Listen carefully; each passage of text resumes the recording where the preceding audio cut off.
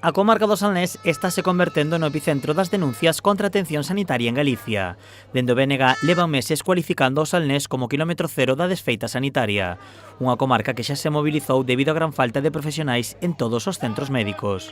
Unha situación totalmente inaceptable, onde non hai absolutamente ningún centro de saúde que teña unha situación normal, onde haxa os profesionais precisos, onde vemos como os PACs están un día sí e outro tamén sin médicos, sin ningún médico, non é que falten algún, sin ningún médico.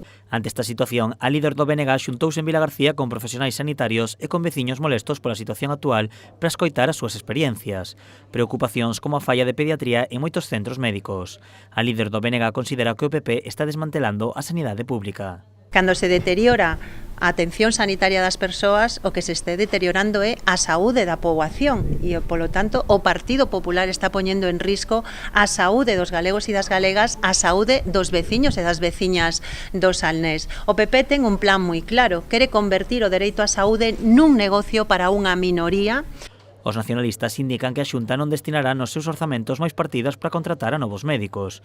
Por iso, Ana Pontón anunciou en Vilagarcía que reclamarán ao Partido Popular unha partida de 200 millóns de euros para aumentar o persoal sanitario. Por iso, desde o BNG vamos a reclamar que nos próximos orzamentos se incremente en 200 millóns de euros a partida de atención primaria para contratar máis personal, médicos e médicas, enfermeiras, matronas, atender tamén os problemas de saúde mental con unha partida específica de 21 millóns de euros a maiores. As denuncias do BNG non se centran só na sanidade.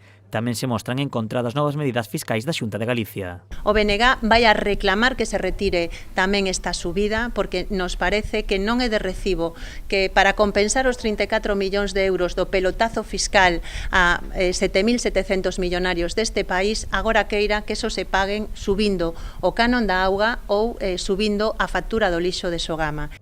Na reunión estiveron presentes nais e pais que ven con preocupación a falta de pediatras na comarca do Salnés. Algúns advirten que os seus fillos non teñen asignado ningún profesional e que só poden ir unha tarde a Cambados a facer revisións. Dende o BNG consideran que estes son exemplos graves da falta dunha pata fundamental na sanidade, a prevención.